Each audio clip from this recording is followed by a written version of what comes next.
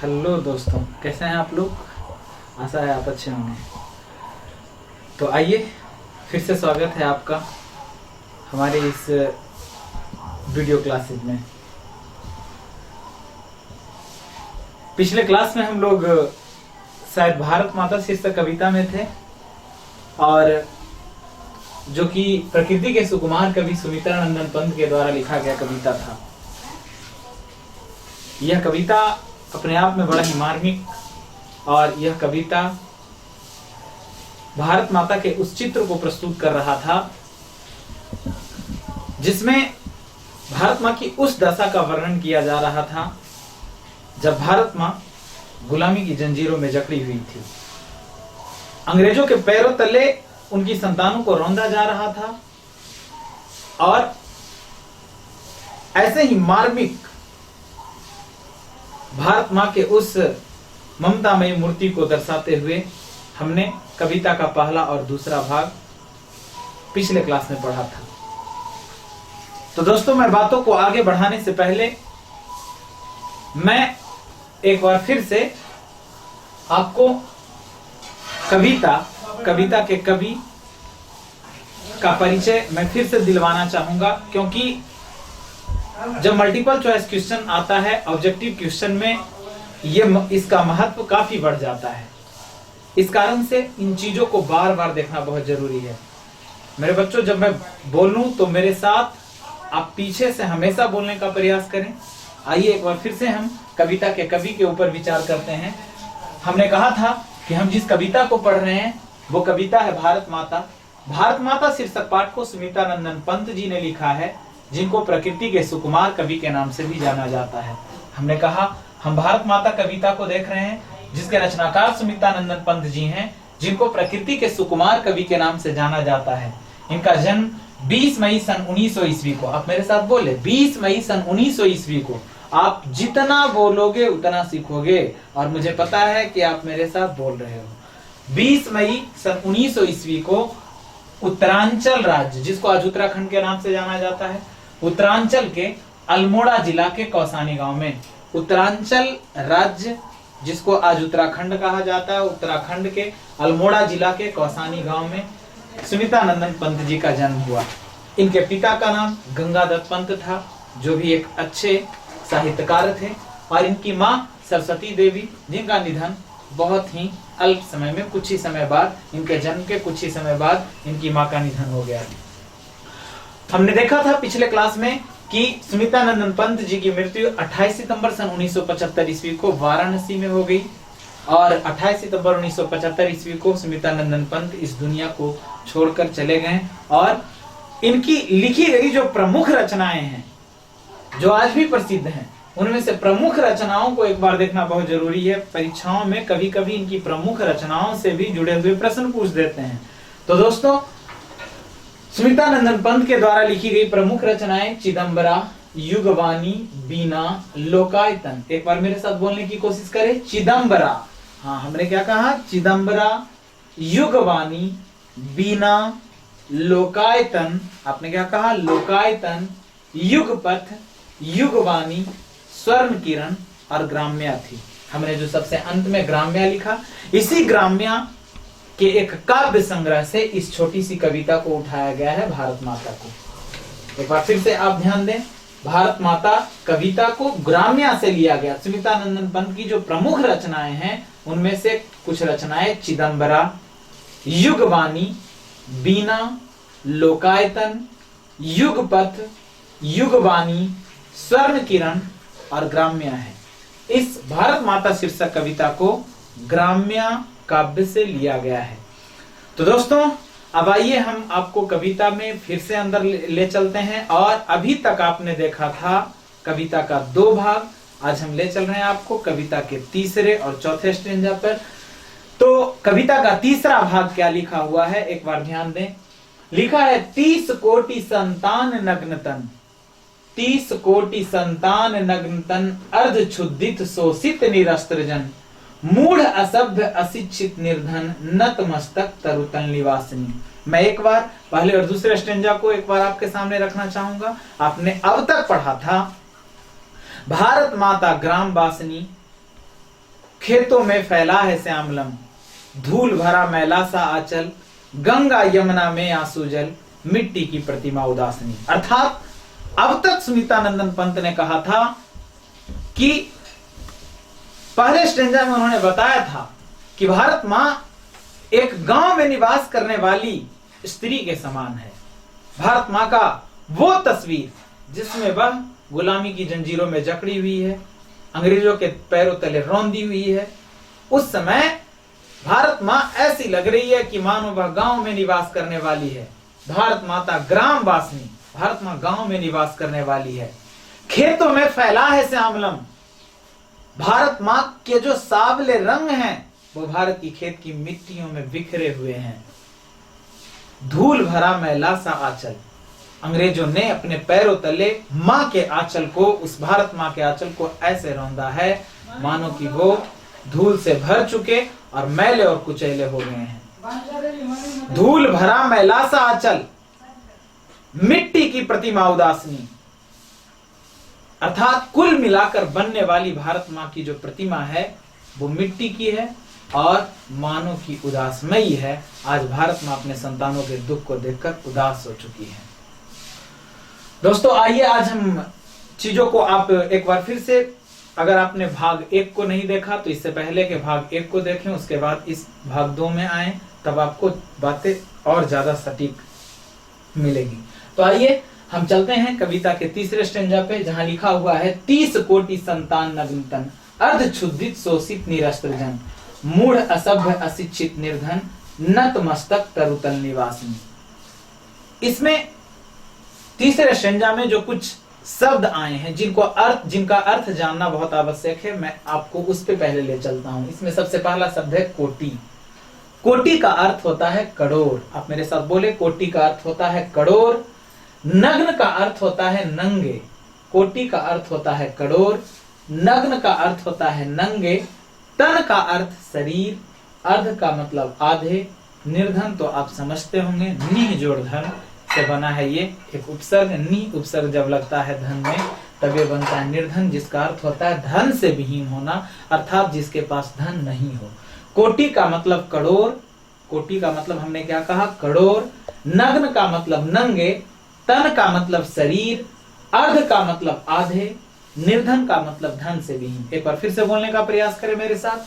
कोटि का मतलब करोड़, नग्न का मतलब नंगे, तन का मतलब शरीर, अर्ध का मतलब आधे, निह जोड़ धन अर्थात निर्धन का मतलब धन से विहीन। दोस्तों आइए अब हम इस स्टेंजा को समझने का प्रयास करते हैं। इस तीसरे स्टेंजा में सुनीतानंदन पंत ने भारत मां के उस तस्वीर को, जब वो अंग्रेजों के गुलामी रूपी जंजीरों में जकड़ी हुई थी, उस समय के तस्वीर को दिखाते हुए तीसरे स्टेंजा में भारत मां की संतानों का वर्णन किया है। और सुनीतानंदन पंत कहते हैं कि 30 कोटि संतान नग्न तन, उस समय की जनसंख्या को बताई गई है। भारत में रहने वाले लोगों के बारे में कहा गया है कि भारत मां के जो 30 करोड़ संतान हैं वो मानो नग्न है, अर्थात उनके तन शरीर के ऊपर वस्त्र भी नहीं है। 30 कोटि संतान नग्न तन, भारत मां की 30 करोड़, भारत मां की जो 30 करोड़ संतानें हैं उनके तन के ऊपर, शरीर के ऊपर वस्त्र भी नहीं है, मानो वो नंगे हो चुके हैं। उनके पास उन्हें अंग्रेजों के द्वारा ऐसे प्रतिष्ठित किया गया है, अंग्रेजों ने उन्हें अपने पैरों तले ऐसे रौंदा है, इतना अधिक उन्हें दुखित किया है कि मानो उनके वस्त्र भी छीन लिए गए हैं। आज भारत मां की 30 करोड़ संतानों के शरीर को ढकने के लिए वस्त्र भी नहीं है, उनके तन शरीर आज नग्न हो चुके हैं। अर्ध क्षुधित, उनमें से आधे तो ऐसे हैं जिनको पेट की ज्वाला को बुझाने के लिए, उन्हें अपने भूख को बुझाने के लिए भोजन भी मिल पा रहा नहीं है। अर्ध का मतलब आधा, क्षुधित का मतलब भूखे। भारत मां की आधी संतानें आज भूखी अवस्था में ही सोती है, उन्हें आज सही से भोजन भी मिल पा रहा नहीं है। अंग्रेज ऐसे क्रूर हो चुके हैं, आज भारत मां की संतानें ऐसे विवश हो चुकी है, उन अंग्रेजों के आगे ऐसे झुक चुके हैं ऐसे विवश हो चुके हैं कि मानो उन्हें आज अपने पेट की ज्वाला को बुझाने के लिए भोजन भी मिल पा रहा नहीं है। 30 कोटि संतान नग्न तन, भारत माँ की 30 करोड़ संतानों के तन अर्थात शरीर के ऊपर वस्त्र भी नहीं है। अर्ध क्षुधित, इसमें से आधे लोग तो भूखे सोते हैं, शायद इन्हें भोजन भी मिल पाता नहीं। शोषित, अंग्रेजों के द्वारा इन्हें शोषित किया गया। शोषित करना माने सताना, अंग्रेजों ने इन्हें सताया है और आज से निःजोड़ शस्त्र, अंग्रेजों से लड़ने के लिए इनके पास शस्त्र नहीं है। अपने ऊपर होने वाले अन्याय का सामना करने के लिए आज इनके पास शस्त्र भी नहीं है, ये निःअस्त्र हैं। और मानो कि मूढ़ असभ्य आज भारत मां की ये संतानें उन अंग्रेजों के सामने, उन अंग्रेजों के द्वारा मूर्ख मानी जाती है। अंग्रेज भारत मां की इन संतानों को मूर्ख मानते हैं, इन्हें असभ्य मानते हैं और ये अशिक्षित हैं, निःजोड़ धन, निर्धन हैं, इनके पास धन नहीं है, वे धन से विहीन हो चुके हैं। नतमस्तक, मानो कि आज भारत मां की इन संतानों का नत मने झुकना, मस्तक का मतलब सिर। आज मानो कि है भारत मां की इन संतानों का मस्तक, सिर उन अंग्रेजों के सामने झुक चुका है। और आज भारत मां तरु तल निवासिनी, तरु का अर्थ होता है वृक्ष, तल का अर्थ होता है तली और निवासिनी का मतलब निवास करना। आज वृक्ष के तलियों के नीचे निवास करने के लिए भारत मां की वो संतानें विवश हो चुकी है। आज ऐसे विवश है कि मानो उन्हें अपना गृह आवास भी नहीं मिल पाता, उनके पास घर भी नहीं है। आज वृक्षों के तली के नीचे और रहने के लिए वो भारत मां की संतानें विवश हो गई है। मैंने कहा 30 कोटि संतान नग्न तन, भारत मां की 30 करोड़ संतानों के तन अर्थात शरीर के ऊपर वस्त्र भी नहीं है। इसमें से आधे लोगों को भोजन नहीं मिल पाता, आधे लोग भूखे सोते हैं। शोषित, अंग्रेजों के द्वारा इन्हें सताया गया है और निरस्त्र, ये मानो कि अपने ऊपर होने वाले अन्याय को सहने के लिए इनके पास शस्त्र भी नहीं है। आज वे मूर्ख हो चुके हैं। वे अंग्रेज इन्हें मूर्ख मानते हैं, असभ्य मानते हैं, या अशिक्षित हैं, इनके पास धन नहीं और इनके सिर उन अंग्रेजों के सामने झुक चुके हैं। वृक्षों के तलियों के नीचे निवास करने के लिए भारत मां की संतानें विवश हैं। तो दोस्तों आइए अब हम चलते हैं चौथे स्टैंजा में, लेकिन उससे पूर्व मैं आवश्यक रूप से ये सूचना देना चाहूंगा कि बच्चों आप वीडियो को ज्यादा से ज्यादा इस लॉकडाउन में देखने का प्रयास करें और इसको ज्यादा से ज्यादा अपने मित्रों तक बढ़ाएं। मैंने पहले भी लॉकडाउन मैसेज में भी ये संदेश आपको दिया था। समय बड़ा बहुमूल्य है, आपका समय दिन पर दिन निकल रहा है। आपको ये मानना पड़ेगा कि आपके बोर्ड के एग्जामिनेशन के लिए और समय बढ़ने वाला नहीं है। कहा गया है कि किसी को आप पैसे दे दो लेकिन समय मत दो, और आप समय को बर्बाद नहीं करेंगे, ये मुझे पूरा विश्वास है। आप वीडियो को ज्यादा से ज्यादा देखें, इससे ज्ञान को अर्जित करें और हाँ, अधिक से अधिक इसको नए बच्चों तक सेंड करें, भेजें और उन्हें भी कुछ ऐसा उपहार के रूप में कुछ दें जिससे कि वे भी आगे बढ़ सकें, वे भी कुछ सीख सकें। और आप किसी भी तरह के राजनीति से परे होकर के अपने अध्ययन पे ज्यादा से ज्यादा ध्यान दें, क्योंकि हर चीज आगे बढ़ रही है। इस लॉकडाउन में कुछ रुका हुआ नहीं है, जीवन भी आगे बढ़ रहा है, तो आपको अपने आप को भी आगे बढ़ाना है। तो वीडियो को अधिक से अधिक आप सेंड करेंगे, मेरा ये विश्वास है। और साथ ही साथ आप इसको कुछ बच्चों का ये भी प्रॉब्लम है कि उन तक वीडियोस पहुंच नहीं पा रहे हैं, तो आपको इसके लिए चैनल को सब्सक्राइब करना होगा, आपको बेल आइकन को दबाना होगा, आप घंटे को दबाएं, तभी वीडियोज आप तक, नए वीडियोज आप तक पहुंच पाएंगे। और मैं जिन चीजों को पढ़ाता हूं इसके लिए आपको रिपीटेट भी करना है, इससे जुड़े हुए प्रश्न भी मैं वीडियोज के अंत में डालूंगा, आपको उसका आंसर भी भेजना है। कमेंट बॉक्स में आपको अपने व्यू को भी बताना है कि आपको ये वीडियो लग कैसा रहा, ताकि मैं मोटिवेट होकर के आपको नया नया वीडियो बना करके सेंड कर सकूं। तो आपको जागना पड़ेगा, तभी मैं जाग पाऊंगा। तो आइए आगे बढ़ते हैं चौथे स्टेंजा में। तो चौथा स्टेंजा कहता है स्वर्ण सस्य परपद तल लुंठित। थोड़ा सा तेज चलेंगे क्योंकि वीडियो लंबा होगा। स्वर्ण सस्य परपद तल लुंठित, धरती सा सहिष्णु मन कुंठित, क्रंदन कंपित अधर अधर, यहाँ अधर सॉरी अधर मौन स्मित, राहु ग्रसित सरदेन्दु हाशनी। दोस्तों पहले आइए हम थोड़ा सा इसके शब्द के अर्थों को समझते हैं। सबसे पहले लिखा गया स्वर्ण। स्वर्ण का अर्थ होता है सोना, आप सब समझते होंगे। स्वर्ण का अर्थ होता है सोना, आप मेरे साथ बोलने की कोशिश करें। स्वर्ण का अर्थ होता है सोना। सस्य का मतलब फसलें, पर का मतलब दूसरे के, पद का मतलब पैर, लुंठित का मतलब रौंदे हुए। अगर किसी चीज को कुचल दिया जाए तो उसी को रौंदा हुआ कहा जाता है, लुंठित कहा जाता है। राहु एक ग्रह का नाम है, राहु एक ग्रह है। और ग्रसित का मतलब होता है घेरे हुए। ग्रसित का मतलब क्या होता है? घेरे हुए। जिसको घेर ले तो ग्रसित करना कहा जाता है, जिसको ग्रह घेर ले। राहु एक तरह का ग्रह है और ग्रसित का मतलब घेरे हुए। एक शब्द इसमें आया है सहिष्णु का मतलब होता है सहनशील, जो सब कुछ को सह ले। कुंठित का अर्थ होता है दुखी। शरदेन्दु दो शब्दों का मिश्रण है। शरद का मतलब ठंड, इंदु का मतलब चंद्रमा। तो हम कह सकते हैं ठंड ऋतु की चंद्रमा। शरदेन्दु का मतलब शरद ऋतु की चंद्रमा, ठंड ऋतु की चंद्रमा। हासनी का मतलब होता है हंसने वाली। दोस्तों एक बार फिर से मैं कर देता हूं।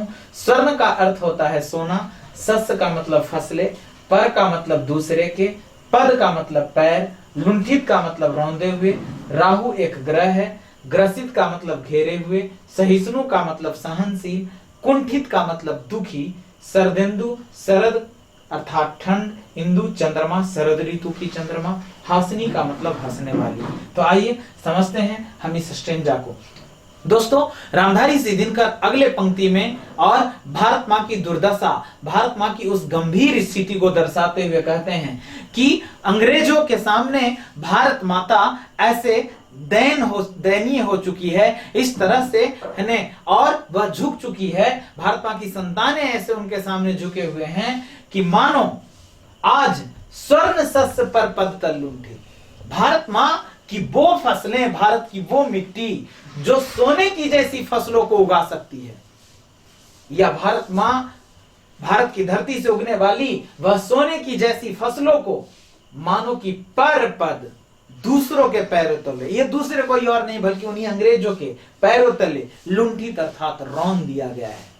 आप एक बार फिर से समझें, यहां रचनाकार ने कहा है कि स्वर्ण सस्य भारत की धरती में उगने वाली वह सोने की जैसी फसलें मानो कि उन अंग्रेजों के पैरों के तले रौंद दिया गया है। धरती सा सहिष्णु मन कुंठित, भारत मां की वह धरती है ने, भारत मां का वह मन, भारत मां का वह मन जो धरती के समान सहिष्णु, सहिष्णु का मतलब सहनशील थी। धरती इतनी सहनशील है कि एक इंसान इस पर जन्म लेने के बाद अपने सारे क्रियाकलापों को करता है और है ने इस पर कितनी भी गंदगी फैला लेता है, लेकिन वो धरती अपने पुत्रों पर कभी क्रोध नहीं करती। तो धरती सहनशील है। सहनशील का मतलब सब कुछ सहने वाली। सहनशील का अर्थ होता है सब कुछ को सहने वाली। तो धरती सा सहिष्णु मन कुंठित। रचनाकार यहां सुमित्रानंदन पंत जी ने कहा है कि वह भारत मां जिसका कि मन धरती के जैसा सहनशील था, जो हर चीजों को सह लेने वाली थी, उनका मन भी आज कुंठित हो चुका है। आज है ने वह भारत मां भी अपने पुत्रों के, अपने संतानों के दुख को देख करके उनका भी मन आज दुखी हो गया है। आज क्रंदन कंपित, भारत मां क्रंदन का मतलब रोना, आज वो भारत मां मानो कि अपने संतानों के दुख को देखकर क्रंदन रो रही है और रोने से मानो कि कंपित अधर, अधर का मतलब ओठ, उसके ओठ कांपते हैं। और मौन स्मित, स्मित का मतलब मुस्कान, भारत मां की आज मुस्कान छीन चुकी है। आज वो मुस्कान, वो हंसी, वो खुशी, भारत मां की वह खुशी मौन हो चुकी है। अंग्रेजों ने भारत मां के उस स्मित को, उस मुस्कान को छीन लिया है। राहु ग्रसित, ऐसा लगता है कि मानो सर्देन्दुहासिनी, राहु ग्रसित सर्देन्दुहासिनी, वो भारत मां जो कभी ठंड ऋतु की चंद्रमा के जैसी हास करती थी, हंसती थी, शरद ऋतु की चंद्रमा के जैसी हंसने वाली उस भारत मां को मानो राहु जैसे ग्रह ने घेर लिया है। और चाह करके भी उसके संतानें, चाह करके भी भारत मां और भारत मां की संतानें अंग्रेजों के सामने विवश हो चुके हैं। एक बार फिर से समझने का प्रयास करें। स्वर्ण सस्य पर पद तल लुंठित, भारत मां की धरती से उगने वाली वह सोने की जैसी फसलों को मानो कि अंग्रेजों ने अपने पैरों तले रौंद दिया है। वो भारत मां की धरती जो हर चीजों को सह लेती थी, जो धरती के जैसी सहनशील थी, सब कुछ को सहने वाली थी, उसका भी मन आज मान रहा नहीं है। उसका भी मन आज कुंठित हो चुका है, आज दुखी हो चुका है, आज क्रंदन कंपित। भारत मां रोती है तो उसके ओठ कांपते हैं और उसकी ये मुस्कान आज मौन हो चुकी है। आज मानो की खुशी उसके चेहरे से छीन चुकी है। कभी शरद ऋतु के चंद्रमा के जैसी हंसने वाली उस भारत मां को मानो राहु ग्रह ने चारों तरफ से घेर लिया है। और इस तरह भारत मां की संतानें और वो भारत मां उन अंग्रेजों के सामने विवश हो चुके हैं। आइए अगले स्टेंजा में बढ़ते हैं दोस्तों। चिंतित भ्रिकुटी, आगे लिखा है चिंतित भ्रिकुटी क्षितिज तिमिरांकित, नमित नयन नभ बाष्प छादित, आनंद श्री छाया शशि उपमित, ज्ञान मूढ़ गीता प्रकाशिनी। एक बार फिर से हमने कहा चिंतित, चिंतित का मतलब तो चिंतित होता है। भ्रिकुटी का मतलब भौं, अब समझने की कोशिश करें। भ्रिकुटी का मतलब भौं, इसको कहा जाता है। क्षितिज का मतलब आकाश, तिमिरांकित का मतलब अंधकार से घिरे हुए। तिमिर का अर्थ अंधकार, अंकित का मतलब घिरे हुए, अंधकार से घिरे हुए। नमित का मतलब आंसुओं से भींगे हुए, नमित का मतलब झुका हुआ भी कह सकते हैं, लेकिन नमित का मतलब यहाँ आंसुओं से भींगे हुए। नयन का मतलब आप सब जानते हैं, आपका पर्यायवाची शब्द है नयन। नयन का मतलब आंखें। और नभ का मतलब आकाश। बहुत सारी ऐसी चीजें हैं जो आपके एग्जामिनेशन के दौरान पर्यायवाची शब्द के रूप में पूछे जाते हैं, परंतु यहीं से आपको समझना है। नयन का अर्थ आंखें, नभ का अर्थ आकाश।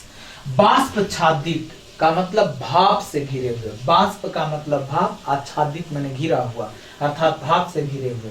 आनंद श्री का मतलब मुख की शोभा या मुख की सुंदरता। शशि का मतलब चंद्रमा।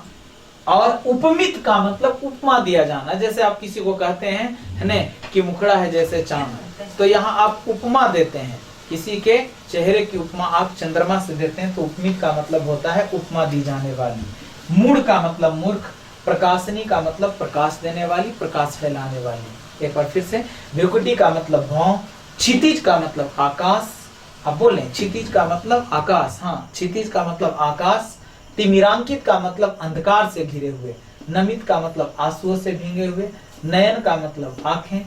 नभ का अर्थ आकाश। आनंद श्री का मतलब मुख की शोभा। बाष्प आच्छादित, बाष्प का मतलब भाप, आच्छादित माने घिरे हुए, भाप से घिरे हुए। शशि का अर्थ होता है चंद्रमा। उपमित का मतलब उपमा दी जाने वाली। मूढ़ का मतलब मूर्ख। प्रकाशनी का मतलब प्रकाश देने वाली। तो आइए दोस्तों, ये स्ट्रिंजा क्या कहता है? चिंतित भ्रिकुटी क्षितिज तिमिरांकित। आज भारत मां अपने देश और अपने संतान की इस दुर्दशा को देखकर चिंतित है।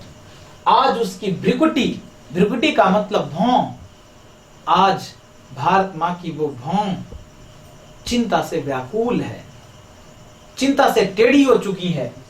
चिंतित भ्रिकुटी, भारत मां के भौं चिंतित है। क्षितिज तिमिरांकित, आकाश मानो कि अंधकार से घिर चुका है। जैसे आकाश में अंधकार घिर जाते हैं और कुछ दिखाई नहीं देता, मानो वैसे ही भारत मां के इन भौं के ऊपर और चिंता के बादल घिरे हुए हैं। नमित नयन, आज भारत मां की आंखें आंसुओं से भींग चुकी है। जैसे नभ बाष्प छादित, नभ का मतलब बादल भी कह सकते हो, आकाश हमने कहा है। बाष्प माने भाप, आच्छादित माने घिर जाना। जैसे आकाश के ऊपर और भाप मानो कि जब घिर जाते हैं, जैसे आकाश में भाप गिर जाते हैं और उसी प्रकार से मानो भारत मां की आंखों में आंसू घिर आए हैं।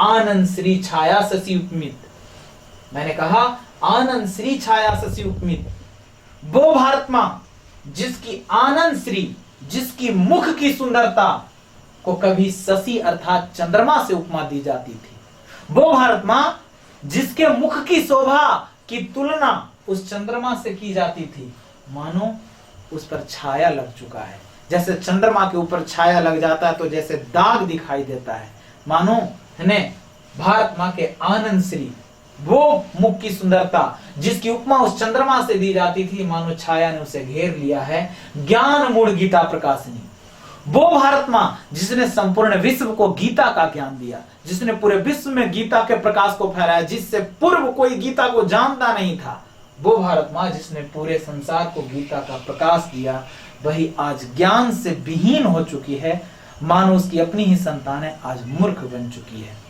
आशा है आप समझ पाए होंगे। वीडियो को आप बार बार रिपीट करके देखें, क्योंकि लंबा वीडियो होगा तो फिर आसान नहीं होगा, तो इस कारण से आप इस वीडियो को बार बार दोहरा करके देखें। मुझे आशा है आप समझ पाएंगे। चलिए चलते हैं हम अंतिम स्टेंजा में। तो दोस्तों अंतिम पंक्ति, सफल आज उसका तप संयम, पीला अहिंसा स्तन्य सुधोपम, हरती जन मन भय भव भ्रम, जग जननी जीवन विकासनी। कविता का ये सबसे अंतिम भाव है। इसको समझने से पहले थोड़ा सा शब्दार्थ को देखते हैं, फिर मैं आपको कविता के अंतिम भाव में ले चलता हूं। तप का अर्थ होता है तपस्या। एक बार फिर से समझने का प्रयास करें। तप का अर्थ तपस्या, संयम संकल्प, स्तन्य सुधोपम मां के स्तन से निकले हुए दूध, शुद्धोपम तो मैंने बार बार लिख दिया है, स्तन का मतलब स्तन से निकले हुए, सुधोपम का मतलब अमृत के समान दूध, हरती का मतलब हरना, तम निराशा, भव अंधकार, जग जननी जगत की मां। आप वीडियो को रिवाइंड करके बार बार देखते रहें। आइए और हम अंतिम स्टेंजा को समझने का प्रयास करते हैं। दोस्तों इस अंतिम पंक्ति में रचनाकार सुमित्रानंदन पंत जी ने भारत मां की उस दशा का वर्णन करने का प्रयास किया है जब आज भारत मां एक लंबे अरसे के बाद और मानो कि अपने मन के ऊपर एक संयम लगाने के बाद, सब कुछ को सहने के बाद, आज जब आजाद भारत का स्वप्न दिखने लगा है, जब आजाद भारत का चित्र उभरने लगा है, तो उस अंतिम पंक्ति के माध्यम से सुमित्रानंदन पंत जी ने भारत मां के उसी आजाद स्वप्न को दिखाने का प्रयास किया है। और इस पंक्ति में उन्होंने लिखा है, सफल आज उसका तप संयम। आज भारत मां का वो तप, आज भारत मां की वो तपस्या और इतने सालों तक किया जाने वाला संयम, रखा जाने वाला, संयम का अर्थ होता है मन के ऊपर संतावना रखना। कभी कभी निराशा में भी हम अपने आप को आसान्वित रखते हैं, इसी को संयम कहा जाता है। आप इसको इंग्लिश में कंट्रोल कहते हैं, नियंत्रण कहते हैं। तो सफल आज उसका तप संयम। आज जब भारत मां आजाद होने वाली है तो ऐसा लगता है कि मानो सालों की तपस्या, आज सालों का वो अंधकार, सालों की वो तड़प और सालों का वह संयम, मन के ऊपर का नियंत्रण आज सफल होने वाला है। पीला अहिंसा स्तन्य सुधोपम, और यह सफलता मिल कैसे रही है? तो इस पंक्ति में कहते हैं पीला अहिंसा स्तन्य सुधोपम, मानो कि भारत मां के स्तन से निकले हुए अमृत के समान दूध के जैसा वह अहिंसा काम आई है। आज अहिंसा मानो कि स्तन से निकले हुए, मां के स्तन के निकले हुए और अमृत के समान दूध के भांति वो काम की है। और यही अहिंसा के दम पर आज भारत मां उन अंग्रेजों से लड़ करके और अपनी आजादी को पाने वाली है। आज भारत मां के स्तन से निकले हुए अमृत के समान दूध के भांति मानो वह अहिंसा काम आई है, और उसी के दम पर आज ऐसा लग रहा है कि सालों की तपस्या, भारत माँ का बल, सालों का संयम असफल होने वाला है। और उसी अहिंसा के दम पर आज भारत माँ आजाद होने के स्वप्न को देख रही है। और हरती जन मन भय भक्त ब्रह्म, अंतिम पंक्ति में रचनाकार ने भारत माँ के उस स्वप्न को, जिसको कि वह आजाद भारत के रूप में देखी थी, उसी का वर्णन करते हुए कहते हैं कि आज भारत माँ आजाद हो चुकी है।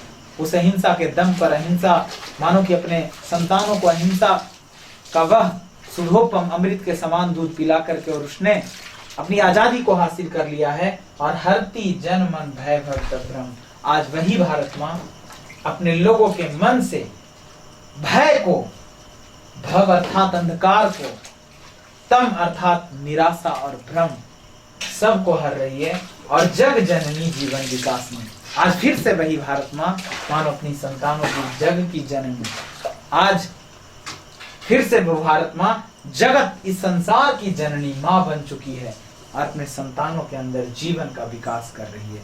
दोस्तों, मुझे पूरा पूरा विश्वास है कि आप कम से कम संसाधनों में भी और इस लॉकडाउन में आप बेहतरीन से बेहतरीन पढ़ाई करने का प्रयास कर रहे होंगे। और इसके लिए बहुत सारे टीचर्स आपका सहयोग कर रहे हैं, मैं भी आपके सहयोग के लिए खड़ा हूं। लेकिन मैंने पहले भी कहा और आज भी कह रहा हूं, आप कदम से कदम बढ़ाएं और जुड़े रहें। Thank you. अगले वीडियो में हम फिर से एक नए चैप्टर के साथ मिलेंगे। और एक बात और, विष्णु कुमार जी का एक कमेंट आया था कि स्वदेशी पर भी वीडियो बनाया जाए, तो विष्णु कुमार, हम अपनी आपके बातों को जरूर मानेंगे और आने वाले वीडियोज में हम स्वदेशी को लाने का प्रयास करेंगे। कुछ बच्चों ने आईएससी के पोएम्स को पढ़ाने के लिए कहा है कि आईएससी का पोएम्स पढ़ाया जाए सर, बाकी 10th वालों का हिंदी भी हो रहा है। तो ये जो कविता था वो 10th और 12th दोनों के लिए था, दोनों इसको समझने का प्रयास करें। हम फिर अगले वीडियोज में और आपसे मिलने की कोशिश करेंगे। तब तक के लिए गुड नाइट, थैंक यू।